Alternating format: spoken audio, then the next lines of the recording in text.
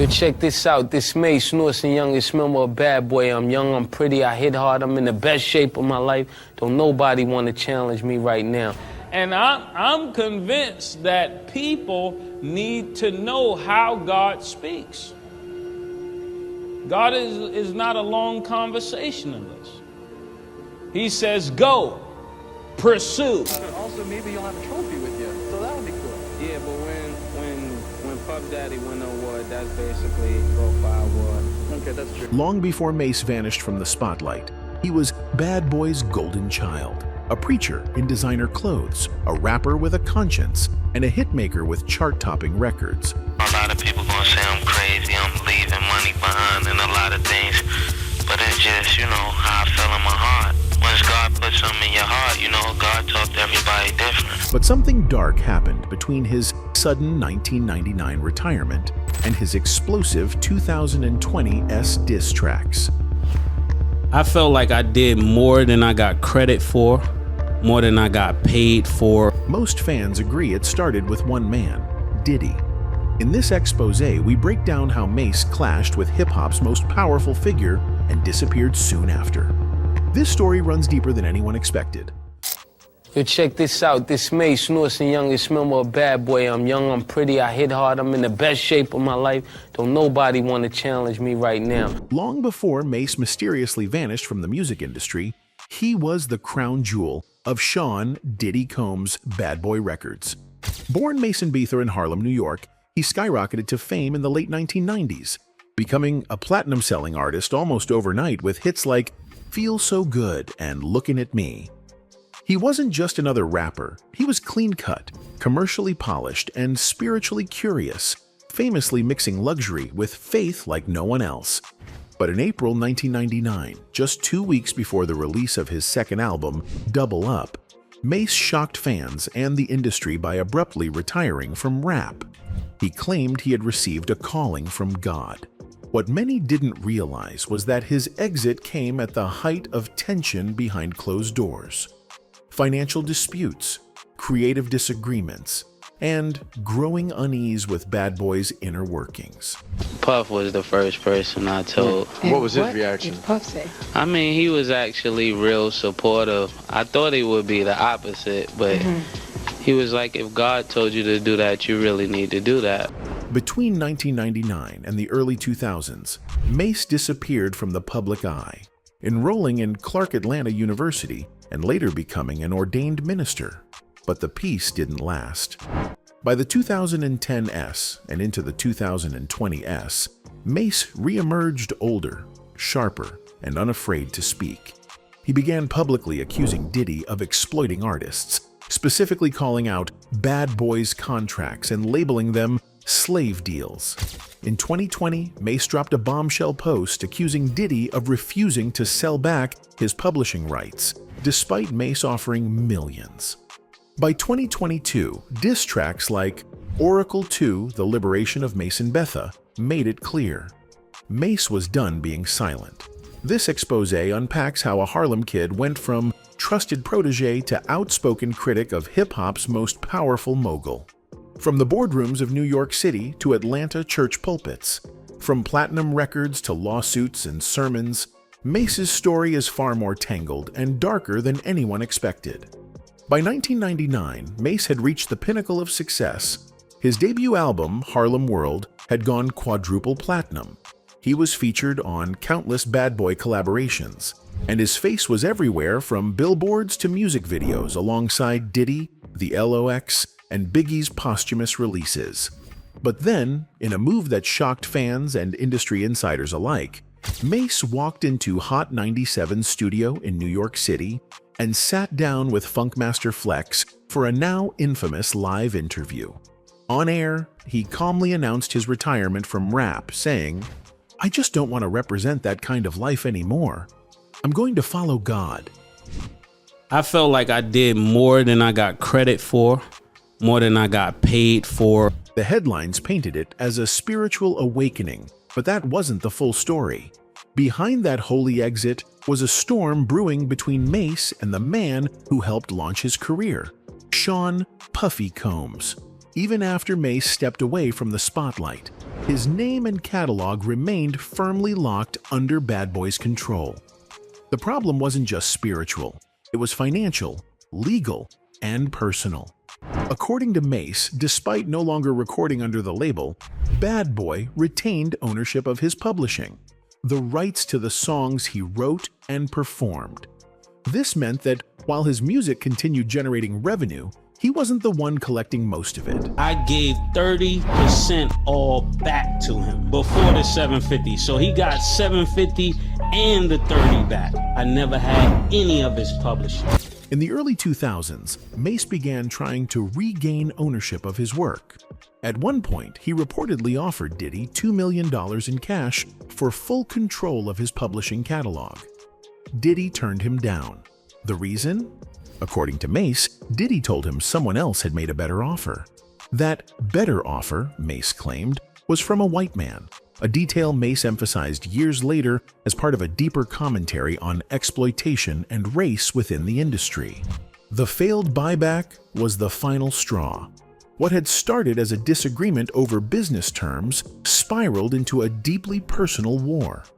Mase believed he had been loyal to Bad Boy, helping Diddy rise to power by writing hits and staying silent during internal conflicts. Now he was being denied the fruits of his own labor. Even as Mase pivoted into ministry, founding churches in Atlanta and Phoenix, his ties to Diddy remained legally and financially intact. He was still under contract, still without publishing, and still unable to release new music without Bad Boy's approval.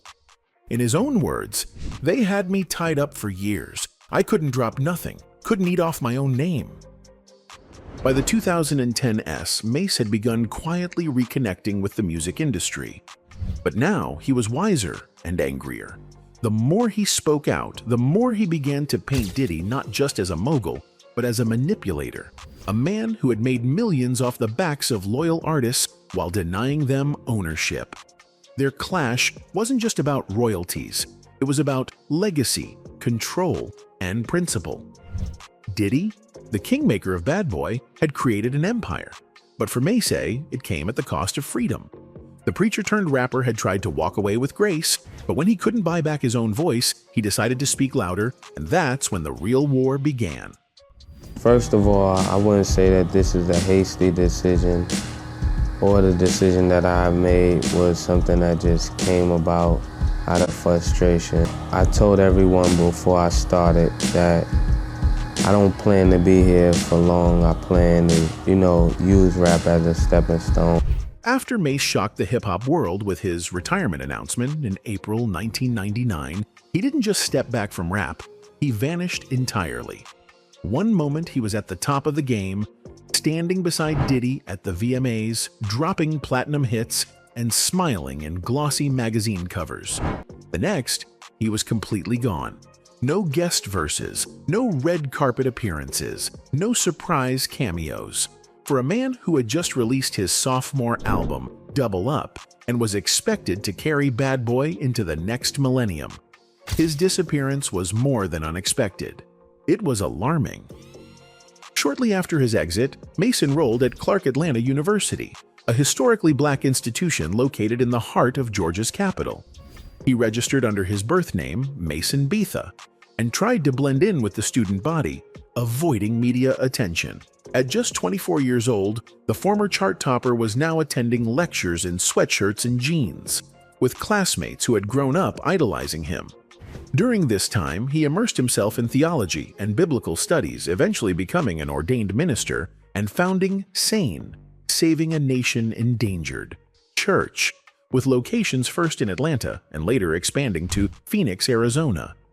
But fans weren't satisfied with the simple explanation of finding God. The way Mase disappeared raised more questions than it answered. Why walk away at the height of your fame? Why sever all ties so abruptly? Why not transition into gospel rap, or become a mentor to other artists like many thought he might? Several theories began to surface within industry circles and on hip-hop forums. Some whispered that Mase's exit was a strategic move to escape the rising street pressure tied to Bad Boy entertainment. The The late 90s had been tumultuous for the label. Biggie Smalls had been killed in 1997, and the East Coast versus West Coast rivalry left emotional and physical scars on many involved. Rumors swirled that Mase, while not a street rapper himself, had become entangled in the politics of that era. Some claimed he had received threats.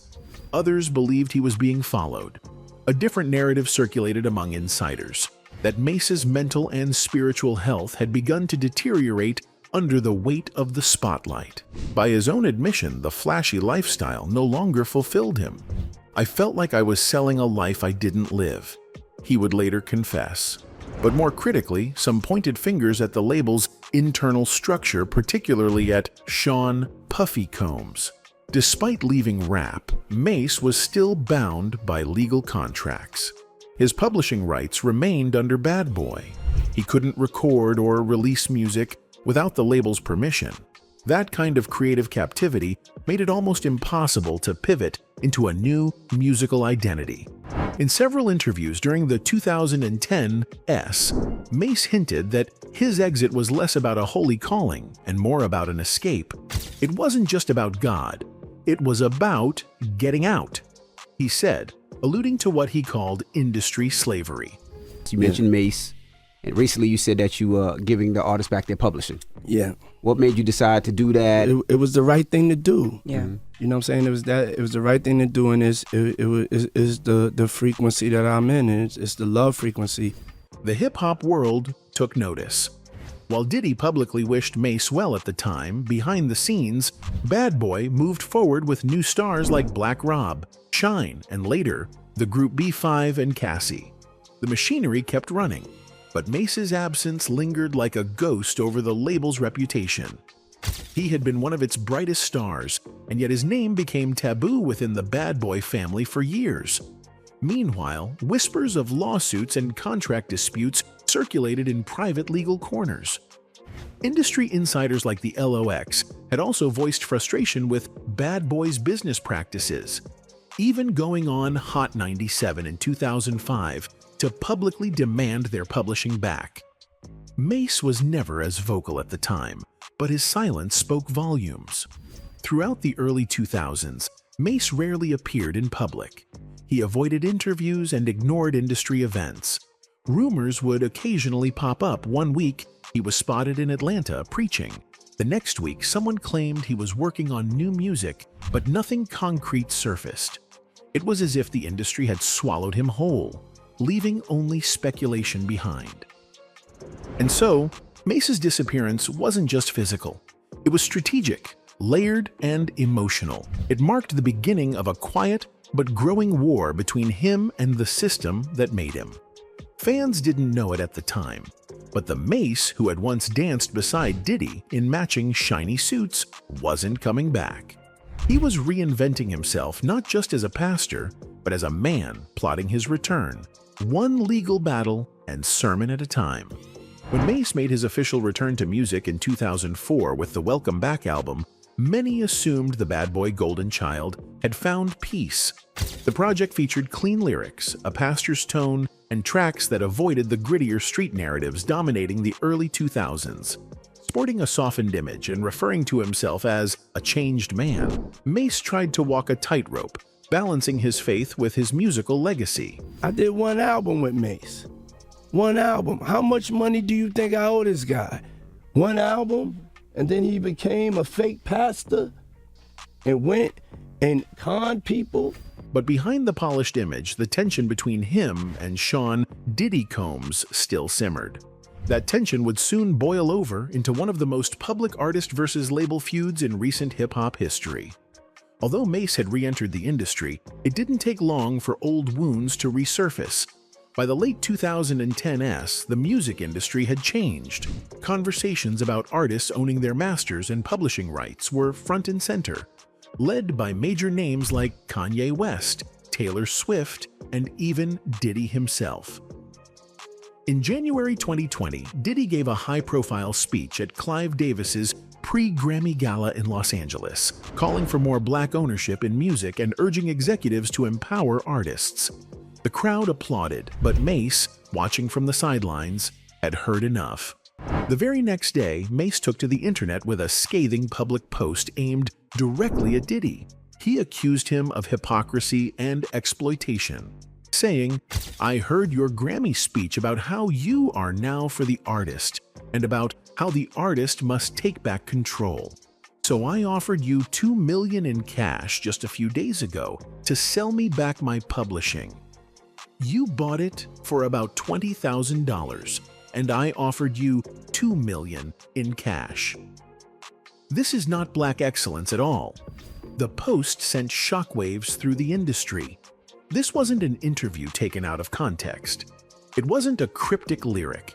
This was Mase, naming names and exposing details. According to him, Diddy had been profiting from Mase's publishing rights that had been locked into a contract Mase signed when he was a 19-year-old newcomer desperate for a shot. For over 2 decades, Mase claimed, he had seen only crumbs from the millions his catalog continued to generate. But Mase didn't stop there. In March 2022, he dropped the explosive diss track, Oracle 2, The Liberation of Mase and Beatha. The track was direct, raw, and venomous, far from the clean-cut verses of Welcome Back. The most infamous line hit hard. "You ain't no architect, you just a guy who knows how to market death." It was a brutal reference aimed at Diddy's reputation for monetizing the deaths of artists like the notorious B.I.G. and others who died while still signed to Bad Boy. The internet exploded. Social media timelines lit up. Fans who had long suspected tension between the two finally had confirmation. Mase wasn't just disappointed, he was declaring war. In interviews and Instagram lives that followed, Mase detailed what he called deliberate sabotage from Diddy and Bad Boy affiliates. He claimed that Diddy had personally interfered with tour bookings, blocked industry opportunities, and leaned on his influence to keep Mase out of key spaces. According to Mase, he had been scheduled to perform at the Lovers and Friends Festival in Las Vegas in May 2022, a massive throwback event featuring dozens of nostalgic hip-hop and R&B acts. But in a now-deleted post, Mase alleged that someone paid to cut his mic and cancel his set at the last minute. Though no names were officially tied to the incident, Mase pointed fingers without hesitation. "Every time I try to do something, there's a phone call," he said during a live stream. "Ask yourself, who benefits from me not being seen?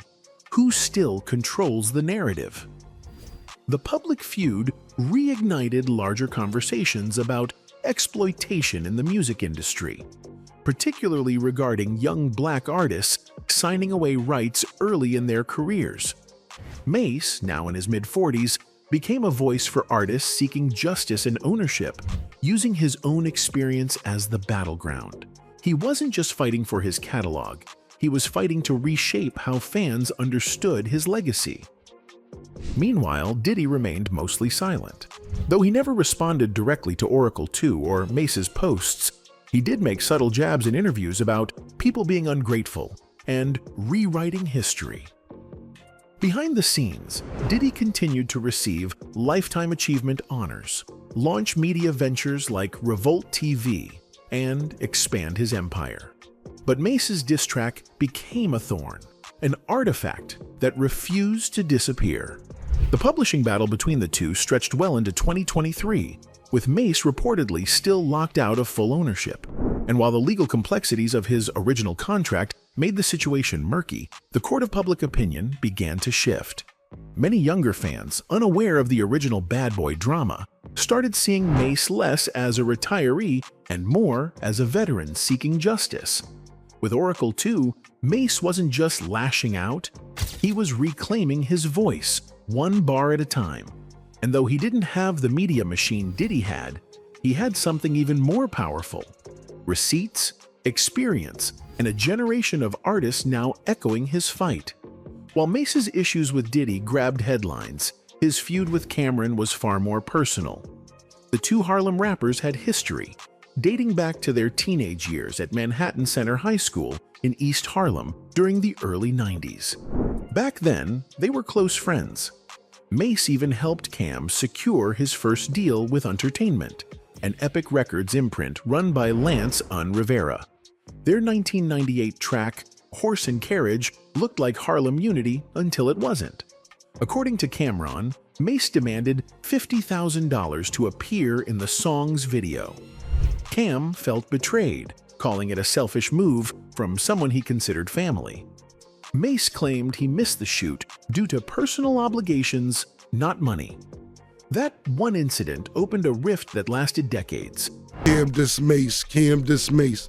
I've never dissed Mase in my life. Personally, I just go by a different standard than people. Once you start playing with God and taking people's money and say rap is the devil, then come back and rap because you ain't got no money, I just can't pump with you. By the 2000s, after Mase returned to rap as a Christian artist, Cam and Dipset ridiculed him.